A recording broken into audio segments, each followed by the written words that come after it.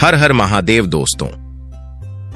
भगवान शिव शंकर ने मनुष्य की बर्बादी 4 कारण बताए हैं। जाने अनजाने में हम कुछ ऐसी गलतियां कर देते हैं जिसका पछतावा हमें फिर बाद में होता है, और जब हमें उस गलती का पता चलता है तो बहुत देर हो जाती है। तब तक हम बर्बाद हो चुके होते हैं। तो आखिर वह 4 कौन कौन सी गलतियां हैं जो हमें पता नहीं है, जो हमें बर्बाद कर रही है? अपनी बर्बादी के कारण पता चल जाए तो हम अपने जीवन को सुखमय बना सकते हैं। चलिए दोस्तों, कहानी शुरू करते हैं। बहुत समय पहले की बात है। एक नगर में एक धनी सेठ रहता था। उस सेठ के पास सभी प्रकार की सुख सुविधाएं थीं, लेकिन उसके कोई संतान नहीं थी। संतान के दुख में वह हमेशा चिंतित रहता था। फिर एक दिन उसे पता चलता है कि उसकी पत्नी गर्भवती है। वह बहुत प्रसन्न हुआ और उसने अपनी पत्नी का खूब ख्याल रखा। ऐसे में एक दिन उसके घर पर एक पुत्र का जन्म हुआ। सेठ पुत्र के जन्म से बहुत प्रसन्न था। उसने पूरे नगर में मिठाई बंटवाई और उसके लालन पालन में कोई कमी नहीं छोड़ी। देखते ही देखते उसका पुत्र बड़ा हो गया। फिर सेठ ने उस पुत्र को गुरुकुल भेजने का निर्णय किया ताकि वह पढ़ लिख कर एक विद्वान बन सके। अभी उसके पुत्र की उम्र ज्यादा नहीं हुई थी, लेकिन उसने छोटी सी उम्र में अपने बेटे को शिक्षा ग्रहण करने के लिए गुरुकुल भेज दिया था। गुरुकुल में वह बालक अच्छे से शिक्षा ग्रहण करता है, अपने गुरु की सभी आज्ञाओं का पालन करता। ऐसे में वह बालक धीरे धीरे वहां का सबसे होनहार विद्यार्थी बन गया। गुरुकुल में उस बालक ने सारे वेद पुराण और शास्त्रों का अध्ययन किया और बहुत बड़ा विद्वान बन गया। गुरु भी उस बालक से बहुत प्रसन्न थे कि उसने छोटी सी उम्र में सारा ज्ञान अर्जित कर लिया। लेकिन वह कहते हैं ना कि समय कब बदल जाए किसी को कोई पता नहीं होता। ऐसे ही एक दिन किसी प्राकृतिक आपदा की वजह से उसके माता पिता की मृत्यु हो गई। जब उसके माता पिता की मृत्यु हुई तब तक उस बालक की शिक्षा पूर्ण नहीं हुई थी, और जब उस बालक को इस खबर को सुना कि उसके माता पिता अब इस दुनिया में नहीं रहे, तो उस बालक का इस सांसारिक मोह माया से मन उठ गया। इसके बाद उस बालक ने निर्णय किया कि वह गुरुकुल से शिक्षा पूर्ण करने के बाद अपना संपूर्ण जीवन लोगों की भलाई में व्यतीत करेगा। और फिर जब उस बालक की शिक्षा पूर्ण हो गई, इसके बाद वह बालक सन्यासी बन गया और वह सांसारिक वस्तुओं से दूर हिमालय के जंगल में चला गया। जंगल में जाकर उसने वहां लंबे समय तक तपस्या की। तपस्या पूर्ण करने के बाद उस सन्यासी ने लोगों को शिक्षा देना शुरू कर दिया। समय के साथ साथ उस सन्यासी की चर्चा चारों तरफ होने लगी और दूर दूर से लोग उसके पास शिक्षा ग्रहण करने आने लगे। बहुत से लोग उसके पास अपनी समस्याओं का समाधान खोजने के लिए भी आने लगे। सन्यासी सभी लोगों की समस्याएं बड़ी आसानी से सुलझा देता। इस वजह से वह पूरे राज्य में मशहूर हो गया था। लेकिन जिस नगर में वह रहता था, उस नगर का राजा एक क्रूर व्यक्ति था। जब राजा को उस सन्यासी के बारे में पता चला तो उसने उस सन्यासी से मिलने का निर्णय किया। अगली सुबह राजा अपने महल से निकले और उस सन्यासी से मिलने के लिए निकल गए। फिर वह उस कुटिया पर जाकर पहुंचे। वहां पहुंचकर जब राजा ने उस सन्यासी को देखा तो वह देखते ही रह गए। उसके चेहरे पर एक अलग ही चमक थी। जब वह सन्यासी के पास पहुंचा तो उसे बड़ी अपार शांति का अनुभव हुआ। उस राजा ने उस सन्यासी को प्रणाम किया और उनके पास बैठ गया और उनसे वार्तालाप करने लगा।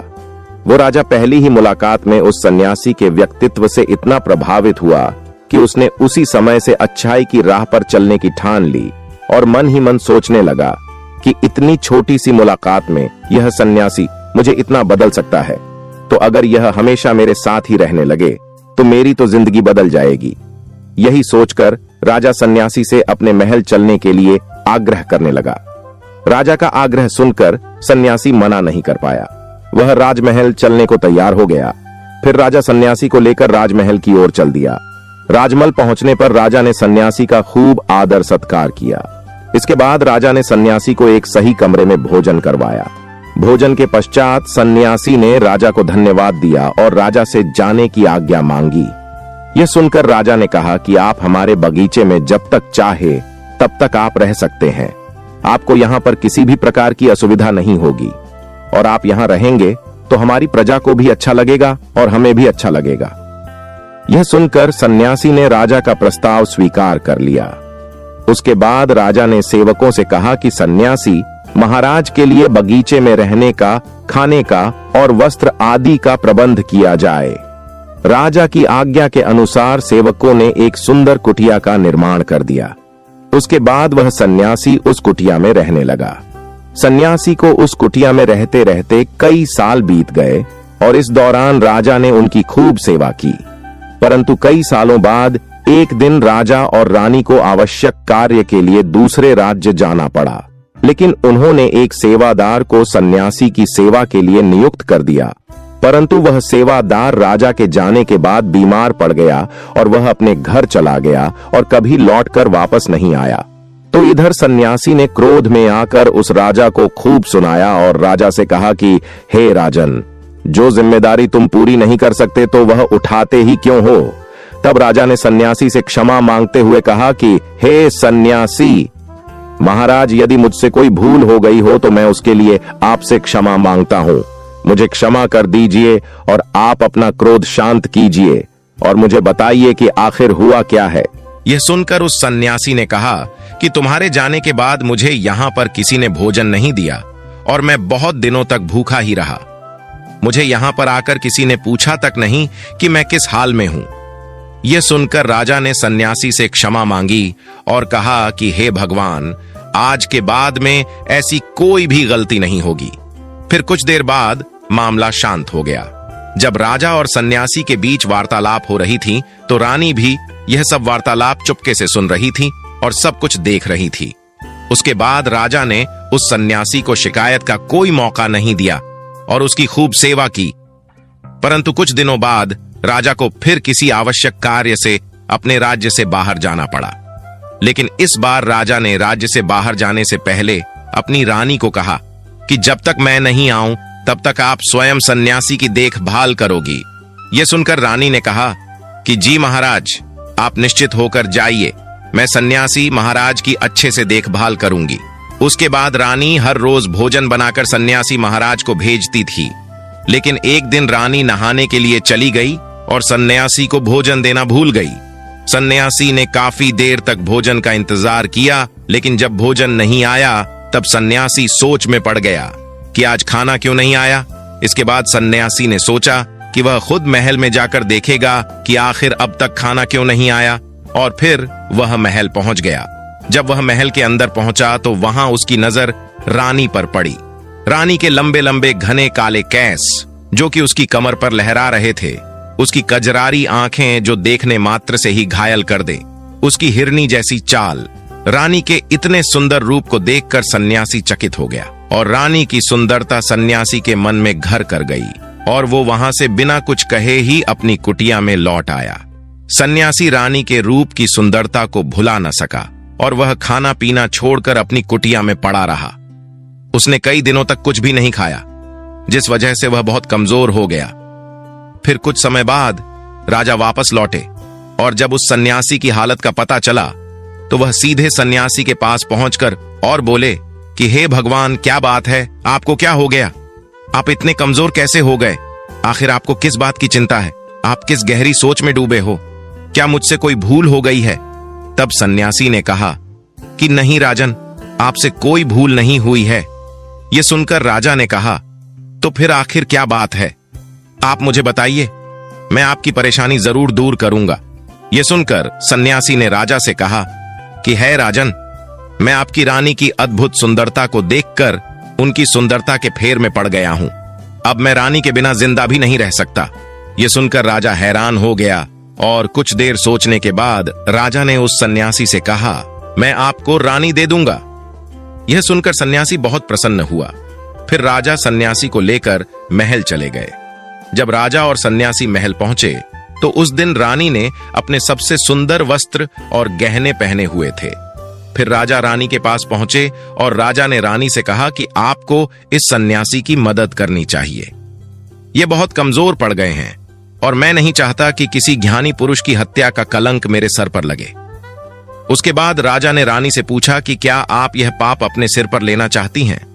राजा की यह बात सुनकर रानी ने राजा से पूछा कि आखिर इन सन्यासी के इस दुख का कारण क्या है?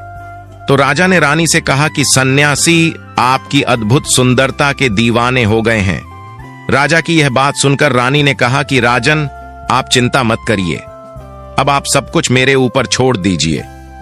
मुझे पता है कि मुझे अब क्या करना है। उससे आपके ऊपर ना तो सन्यासी की हत्या का पाप लगेगा और ना ही उससे मेरे पवित्र धर्म का नाश होगा। रानी की यह बात सुनकर राजा ने रानी को सन्यासी को सौंप दिया। उसके बाद सन्यासी रानी को लेकर कुटिया पर पहुंचे। जब रानी सन्यासी की कुटिया पर पहुंची तो रानी ने सन्यासी से कहा कि हमें रहने के लिए घर चाहिए, हम झोपड़ी में नहीं रह सकते। यह सुनकर सन्यासी राजा के पास गया और राजा से जाकर बोला कि हे राजन, हमें रहने के लिए घर चाहिए। सन्यासी की बात सुनकर राजा ने उनके लिए घर का प्रबंध कर दिया। फिर सन्यासी रानी को लेकर घर पहुंचा। जब रानी सन्यासी के साथ उस घर पर पहुंची तो रानी ने सन्यासी से कहा कि यह घर तो बहुत गंदा है, इसकी हालत बहुत खराब है, मैं इस घर में नहीं रह सकती। यह सुनकर सन्यासी फिर से राजा के पास गया। राजा के पास जाकर बोला कि हे राजन, जो आपने हमें घर दिया है उस घर की हालत बहुत खराब है। सन्यासी की बात सुनकर राजा ने उस घर की हालत ठीक करवा दी। इसके बाद फिर रानी घर के अंदर गई, नहा धोकर बिस्तर पर आ गई। फिर सन्यासी भी बिस्तर पर आ गया। फिर उसके बाद रानी ने सन्यासी से कहा कि आपको पता है कि आप कौन है और आप अब क्या बन गए हैं।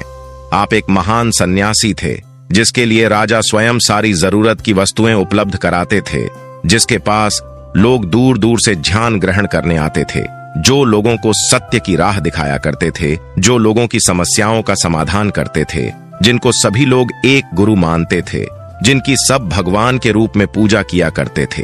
और आज आप वासना के कारण मेरे गुलाम हो गए हैं।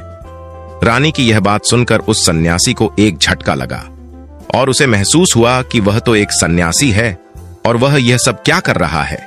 वह तो यह सारी सुख सुविधाओं को छोड़कर शांति की तलाश में जंगलों में चला गया था। जब सन्यासी को सुध-बुध आई तो वह जोर जोर से रोने लगा और चिल्लाने लगा और रानी से कहने लगा कि मुझे क्षमा कीजिए महारानी, मैं यह क्या करने जा रहा था, मैं अभी आपको राजा को सौंप कर आता हूं। सन्यासी की बात सुनकर रानी ने सन्यासी से प्रश्न किया कि महाराज, मेरे मन में एक प्रश्न उठ रहा है, कृपया मेरे प्रश्न का उत्तर दीजिए। रानी की बात सुनकर सन्यासी ने कहा कि पूछो, तुम्हारा क्या प्रश्न है। फिर रानी ने कहा कि जब आपको उस दिन भोजन नहीं मिला तो आप बहुत क्रोधित हो गए। तब मैंने आपका यह रूप पहली बार देखा था और तभी से मैं आपके व्यवहार में परिवर्तन महसूस कर रही हूं। ऐसा क्यों हुआ महाराज? रानी की बात सुनकर सन्यासी ने रानी को समझाया, जब मैं जंगल में था तो मुझे समय पर भोजन भी नहीं मिलता था, लेकिन जब मैं महल में आया तो महल में आने के बाद मुझे सारी सुख सुविधा मिली और फिर मैं इन सभी सुख सुविधाओं के मोह में फंस गया और मुझे इसके प्रति लगाव उत्पन्न हो गया। फिर मुझे इसको पाने का लालच उत्पन्न हो गया और जब मुझे यह नहीं मिला तो मेरे अंदर क्रोध उत्पन्न हुआ। फिर सन्यासी ने कहा कि महाराज, सच तो यह है कि अगर इच्छा पूरी नहीं हो तो क्रोध उत्पन्न होता है और अगर इच्छा पूरी हो जाए तो लालच बढ़ जाता है। फिर सन्यासी ने रानी से कहा, यह इच्छा की पूर्ति ही मुझे वासना के द्वार तक लेकर आई है, मैं आपके प्रति आकर्षित हो गया। इसके बाद वह सन्यासी रानी को लेकर राजा के पास गया और बोला कि राजन, मुझे क्षमा कर दीजिए, मुझे अपनी गलती का एहसास हो गया है। ये लो आपकी रानी, मुझे यह सब नहीं चाहिए। मैं अपनी इच्छा के वशीभूत होकर यह गलत कार्य करने जा रहा था, अपने जीवन को बर्बाद कर रहा था, लेकिन अब मुझे सब कुछ समझ आ गया है। उसके बाद उस सन्यासी ने कहा कि है राजन, मनुष्य की बर्बादी का कारण उसके 4 आदतें बनती है। दुनिया के हर एक व्यक्ति के अंदर यह 4 अवगुण होते हैं, लेकिन जो व्यक्ति इन पर नियंत्रण पा लेता है वह दुख और परेशानियों से बच जाता है। जो व्यक्ति इन 4 दोषों पर नियंत्रण नहीं कर पाता है वह बर्बाद होने के कगार पर पहुंच जाता है। यह सुनकर राजा ने कहा कि महाराज, आप मुझे वो 4 आदतें बताइए जिससे मनुष्य की बर्बादी हो जाती है। फिर सन्यासी ने राजा को मनुष्य को बर्बाद करने वाली आदतों के बारे में बताया। सन्यासी ने कहा, राजन, मनुष्य को बर्बाद करने वाली पहली आदत है इच्छा, क्योंकि इच्छा ही दुनिया के हर एक व्यक्ति के अंदर सबसे पहला अवगुण होता है और जो व्यक्ति अपनी इच्छाओं को नियंत्रण में नहीं रख पाता है वह जीवन के किसी भी क्षेत्र में सफल नहीं हो पाता है। क्योंकि जैसे ही उसकी एक इच्छा पूरी होती है वह दूसरी की ओर बढ़ने लगता है, और दूसरी पूरी होती है तो तीसरी इच्छा उसके मन में जागृत हो जाती है। फिर ऐसे करते करते इच्छाओं पर नियंत्रण न होने के कारण इसी जाल में उलझा रहता है और दुखी रहता है। इसीलिए राजन, जब हम इच्छाओं पर नियंत्रण पा लेते हैं तो हम हमारे मन पर भी नियंत्रण पा लेते हैं। जब हमारा मन हमारे बस में होता है तो हमें सुख की प्राप्ति होती है। फिर जो हम चाहते हैं वही हमारे साथ होता है। फिर सन्यासी कहता है कि हे राजन, मनुष्य को बर्बाद करने वाली दूसरी आदत है वासना। वासना का जन्म हमारे मन में उठने वाली इच्छाओं से होता है। जिस प्रकार इच्छा का कोई अंत नहीं होता और मनुष्य वासना के जाल में फंसता ही चला जाता है, वासना के वशीभूत होकर मनुष्य को कुछ भी नजर नहीं आता है। आज तक जितनी भी लड़ाइयां हुई हैं, उनका सबसे बड़ा कारण स्त्री को पाने की इच्छा ही रही है। स्त्री के प्रेम में वशीभूत होकर राजा महाराजाओं ने आज से पहले बहुत सारे युद्ध किए हैं। रावण इस संसार का सबसे बुद्धिमान व्यक्ति था, लेकिन उसने भी माता सीता की सुंदरता के फेर में आकर अपना सब कुछ बर्बाद कर दिया। उसकी मृत्यु का कारण एक स्त्री ही बनी थी। कई राजा महाराजा तो युद्धों में इसलिए हार गए क्योंकि वह लोग स्त्रियों से रासलीला रचाने में ही रह गए। ईश्वर ने तो स्त्री की उत्पत्ति इस संसार को बढ़ाने के लिए की है, लेकिन आजकल लोगों ने इसे अपनी वासना का शिकार बना लिया है, अपने मनोरंजन का साधन समझने लगे हैं। जब उन्हें अपना यह मनोरंजन नहीं मिलता तो वह पागल हो जाते हैं और न जाने क्या क्या कर बैठते हैं। इसीलिए हे राजन, जितना हो सके उतना वासना से दूर रहना चाहिए। सन्यासी कहता है कि हे राजन, मनुष्य को बर्बाद करने वाली तीसरी आदत है क्रोध। जब मनुष्य की वासना की पूर्ति नहीं होती है तो उसके अंदर क्रोध उत्पन्न हो जाता है। जब व्यक्ति को क्रोध आता है तो उस पर उसका नियंत्रण नहीं होता है।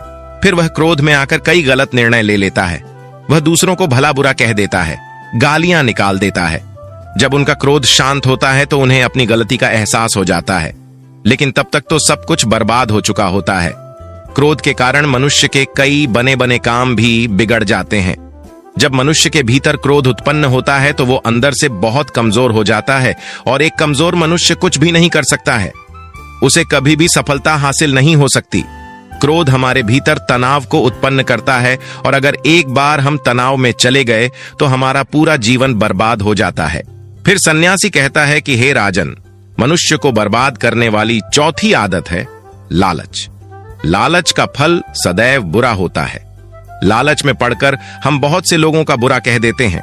हर मनुष्य के जीवन में कभी ना कभी ऐसे अवसर अवश्य आते हैं जब वह लालच कर बैठता है और अधिक पाने की लालसा में वो कुछ ऐसा कर बैठता है जिससे जो उसके पास था वह उसे भी गंवा देता है। क्योंकि जैसे ही व्यक्ति की एक इच्छा पूरी होती है, उसका लालच बढ़ जाता है। उसके मन में और कई आकांक्षाएं जन्म लेने लगती हैं। जो व्यक्ति लालच करता है वह कामयाबी से कोसों दूर रहता है, क्योंकि एक न एक दिन लालच का दुष्परिणाम सामने आता ही है।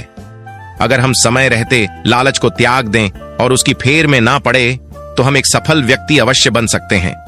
फिर अंत में सन्यासी राजा से कहता है कि हे राजन, अगर मनुष्य इन 4 आदतों को छोड़ देता है तो उसे जीवन में सफल होने से कोई नहीं रोक सकता। जो इन आदतों को नहीं छोड़ता है उसे जीवन में बर्बाद होने से कोई नहीं रोक सकता।